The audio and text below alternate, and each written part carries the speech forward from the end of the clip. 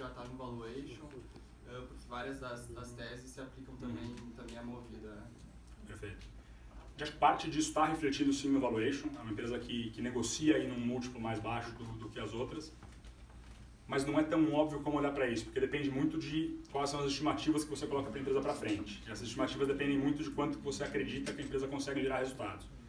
E a Movida é uma empresa que desde o IPO teve uma frustração grande nas expectativas e naquilo que foi prometido durante o processo de IPO, que a gente acha que não teve nada a ver com má fé, a gente acha que de fato a empresa enfrentou problemas que ela não estava enxergando na época, mas o fato é que ela entregou bem abaixo do guidance que ela tinha dado de lucro. Então, empresas que frustram as expectativas de mercado, geralmente o mercado acaba precificando que elas devem continuar frustrando, a não ser que tenha uma mudança grande.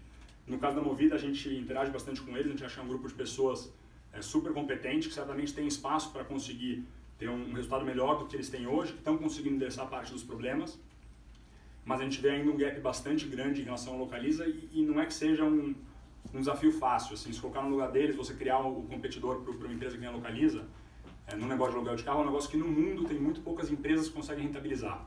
É uma operação que realmente é muito complexa, então a gente acha que eles vão ter bastante trabalho, a gente acompanha bastante de perto para entender o que pode acontecer no ambiente competitivo, mas é uma empresa que hoje o mercado enxerga um pouco mais ceticismo em relação à capacidade dela de entregar.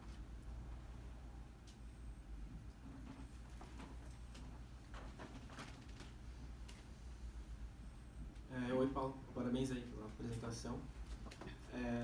A minha dúvida é mais sobre processo de investimento mesmo. Assim.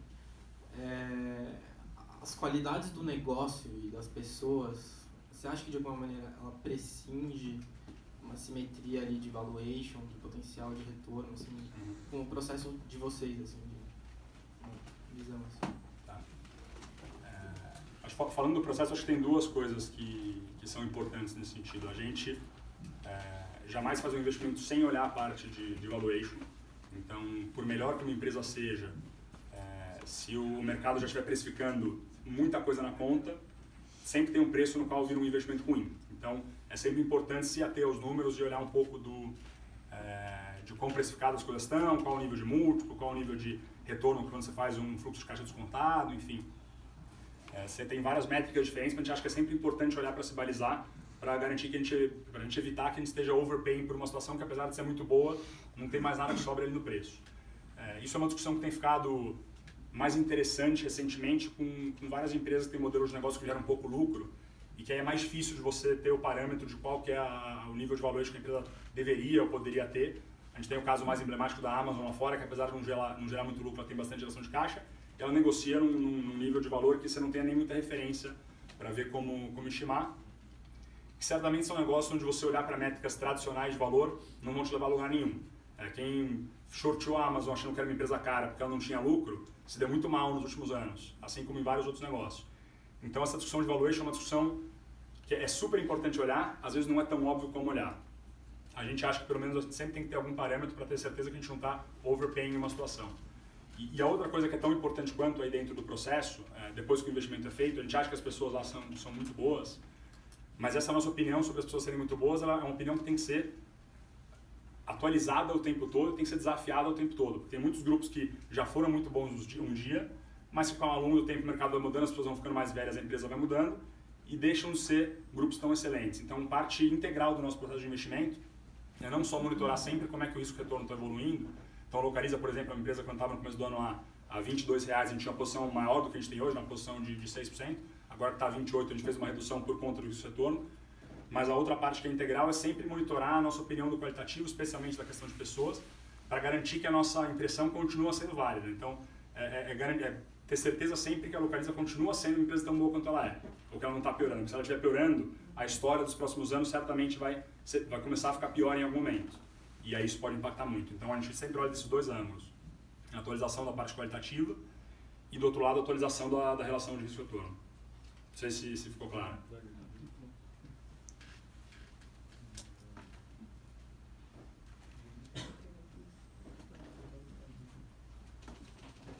Boa tarde. Você comentou bastante essa questão de avaliar as pessoas e tudo mais. Como que quais são os critérios que vocês levam? O que vocês realmente falam assim para definir que aquele time é um time bom? Geralmente o que a gente se baseia tem duas formas principais. A primeira forma é pela qualidade da conversa. Então, na hora que a gente fala para as pessoas, a gente sempre tenta, mais do que entender o que vai acontecer no futuro, o nosso approach é muito tentar entender como que as pessoas pensam. Então, como é que os executivos da Localiza pensam em relação aos desafios que a empresa tem hoje, o que eles estão planejando fazer para lidar com alguns desses desafios, o que eles estão planejando fazer para aproveitar oportunidades. É na conversa com as pessoas, na hora que a gente fala sobre os assuntos estratégicos importantes para os próximos vários anos, a gente tenta gerar uma opinião qualitativa sobre quanto que a gente acha que as pessoas estão pensando da forma que elas deveriam estar pensando. Que enfim, é um pouco abstrato, mas basicamente é um pouco a nossa opinião, a impressão que a gente gera com as pessoas com base na qualidade das conversas que a gente tem lá. A segunda forma que acho que se soma e complementa essa, e eu diria até mais importante, é você ter uma proximidade ao longo do tempo e acompanhar bastante o resultado das decisões dessas pessoas. Então você pode, por um lado, tentar olhar a qualidade da decisão que a pessoa está tomando hoje, mas mais importante do que isso, você pode olhar o resultado das decisões que essa pessoa tem tomado ao longo do tempo. Então, quando a gente vê uma empresa que obtém resultados positivos e ganha share, e cresce, etc., a gente acha que isso é resultado das decisões que os executivos já tomaram nos últimos anos. Então, a gente tenta sempre entender o quanto daquilo que foi gerado na história da empresa é mérito dos executivos, quanto que foi sorte. A gente sempre tem uma mistura entre os dois. Mas o que a gente procura muito é estar sempre próximo das empresas, falando não só com a própria empresa, mas falando com concorrentes, falando com reguladores, falando com consultores do setor, falando com pessoas que estejam de alguma forma inseridas no ecossistema da empresa, para estar sempre atualizando a nossa opinião sobre como boas as pessoas são. E aí vai um pouco disso, de experiência no setor, de competência para poder tomar boas decisões, de consistência naquilo que a pessoa faz e naquilo que ela fala, naquilo que ela faz. Tem uma série de atributos que a gente procura, destacando principalmente a capacidade da pessoa de fato criar coisas e gerar valor ao longo do tempo. Então a gente sempre se impressiona muito com histórias de empreendedores que montam um negócio do zero, que enfrentam desafios grandes. A Localiza é uma história dessa, não é uma história recente, mas é uma história... O Salim começou lá atrás com 6 Fuscas, então ele começou bem do zero e ele criou a empresa inteira. E quando a gente vê um track record como esse, para a gente diz muito sobre a qualidade das pessoas que estão lá. Então, long story short, a gente olha muito a qualidade da conversa e a qualidade das decisões e o resultado das decisões que a empresa toma.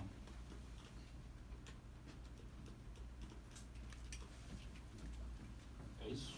Obrigado, Paulo. Só falar de Happy Vida, rápido. 2 minutos? Sim, só para não ficar em branco do que está no convite. Depois, ali daí a gente segue. Tá. Bom, Happy Vida, fazendo uma explicação bem mais resumida sobre a tese, é uma empresa de saúde, é uma operadora de saúde verticalizada, baseada no Norte e no Nordeste. Eles têm, nos estados que eles estão, que são quase todos do Norte e Nordeste, uma presença bastante dominante, com 35%, 40% de share nos lugares que eles atuam. E eles têm um modelo de negócios dentro do setor de saúde que é um pouco diferente, é um modelo quase 100% verticalizado, então diferente de uma seguradora como uma Sul América, um Bradesco, que são modelos mais conhecidos. Ela, além de ser o plano de saúde, ela tem toda a rede de hospitais, de clínicas, de infraestrutura para prover todos os serviços de atendimento para os usuários. E em função de ter esse modelo, ela consegue combinar algumas coisas muito interessantes. Principalmente ela consegue, por ter uma maior coordenação da cadeia como um todo, não ter, assim, no modelo tradicional você tem a seguradora, que paga os custos, você tem o hospital que presta serviço, você tem o médico, você tem uma série de elos na cadeia e tem uma série de desincentivos ou de problemas de falta de coordenação, que cria muito desperdício. E o resultado desse desperdício é que os custos do setor de saúde têm aumentado de forma cavalar nos últimos anos. A Happy Vida, por ter esse modelo verticalizado, ela tem um controle muito maior sobre a cadeia como um todo. E por ter esse controle maior, ela consegue reduzir muito o nível de desperdício. Isso faz com que ela consiga ter hoje um preço muito abaixo dos peers. O preço dela tem uma diferença bastante grande do ticket médio que a gente vê de outros players. E mesmo com um preço muito mais baixo, ela consegue ter uma rentabilidade, um retorno, um econômico super interessante. Então, é uma empresa que tem um modelo de negócio que gera valor para o setor, por reduzir o desperdício, conseguir trazer uma oferta de produto de saúde com um valor agregado para uma parcela da população que antes não conseguia contratar produtos de saúde. E ao mesmo tempo em que ela faz isso gerando muito valor para os acionistas, com uma rentabilidade e um econômico muito interessante.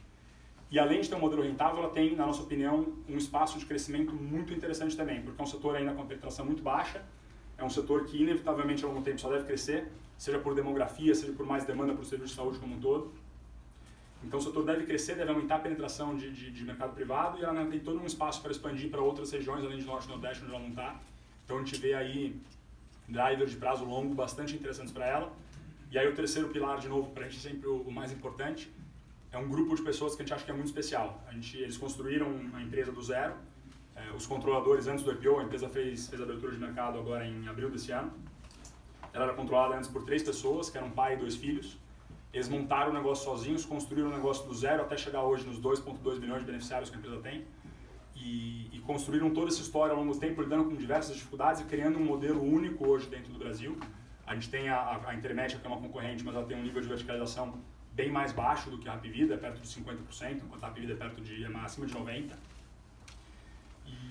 E esse grupo de pessoas, apesar de já ter construído esse negócio que hoje vale mais de 15 bilhões de reais, eles são obcecados com construir o negócio.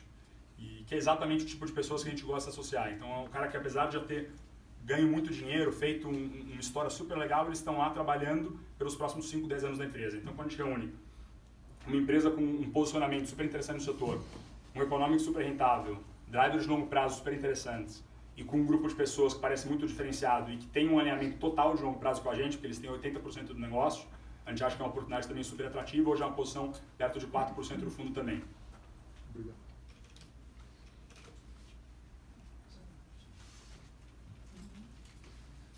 Em relação à Hapvida, além da verticalização, você vê alguma outra vantagem competitiva em relação à Notre Dame? E em relação à Localiza, a Locamérica, que apesar da fusão ter aumentado a posição, aumentado a participação dela em aluguel de carro, você vê ela no futuro breve focando mais em gestão de frota? Tá, vou começar pela primeira. No caso da Hapvida, a gente acha que os 2 principais motivos pelos quais a gente gosta mais da Hapvida hoje do que a Intermédica, mais do que diferenciais, acho que tem investidores que preferem estilos de empresa diferentes. Tá? No nosso caso, a gente prefere uma empresa que tenha um alinhamento de longo prazo maior, onde os executivos façam parte do grupo de controladores e que, por conta disso, estão 100% alinhados com a gente, não só para o curto prazo. A Intermédica é uma empresa que tem, por um lado, uma gestão muito mais profissional, muito mais sofisticada que a da Hapvida, com executivos de mercado que têm experiência longa no setor, mas os executivos eles estão na empresa há pouco tempo, eles têm opções de ações que alinham eles no curto prazo e até tentam alinhar no longo prazo também, mas é diferente de uma empresa que é tocada pelos donos. A gente tende a preferir uma empresa onde você tem o ownership das pessoas que de fato estão tomando as decisões importantes. No caso da Intermédica a gente tem isso, a gente tem um grupo de private equity que a gente conhece e respeita bastante, mas que tem uma agenda de curto prazo onde eles devem sair do investimento em algum momento.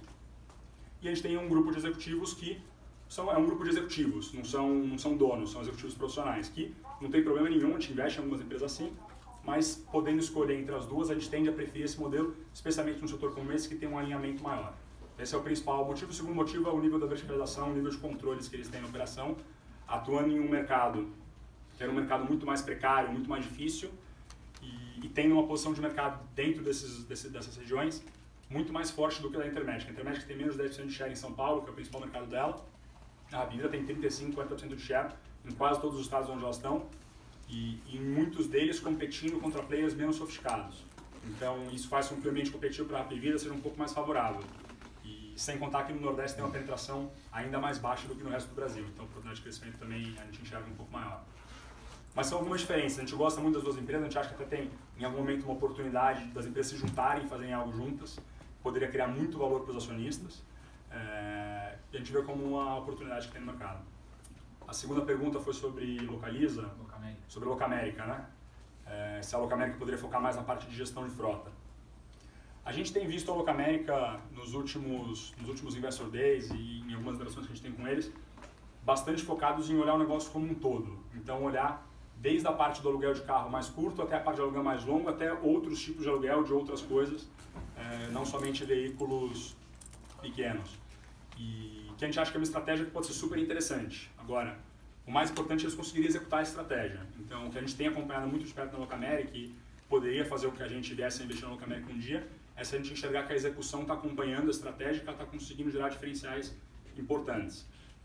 Então, a gente acompanha muito do ponto de vista competitivo para a Localiza, mas como empresa, também a gente acha que ela tem uma estratégia super legal e que em algum momento pode apresentar uma oportunidade de investimento para a gente. Mais uma aqui? Até que ponto tu acha que o diferencial competitivo da Hapvida no Nordeste, no Norte, de certa forma também, ele é ele é replicável, vamos dizer, para onde ela quer expandir, que seria Sudeste e Centro-Oeste, né? Dadas as diferenças, né? Lá no plano individual, o nível de cobertura baixíssimo, o SUS inexistente praticamente.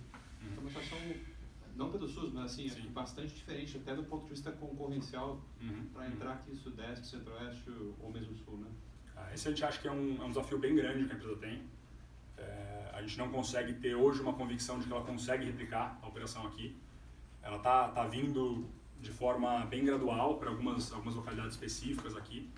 E quando a gente vê a história dela lá no Norte e Nordeste, a gente vê uma expansão que foi muito motivada por clientes dela na parte de corporativo que eram clientes em um estado que precisavam de uma solução low cost em outro estado e foram puxando ela para lá. E a gente vê muitas empresas aqui que têm feito esse mesmo movimento, de tentar chamar a Rapvida para vir para cá para conseguir oferecer um produto de saúde num custo mais baixo.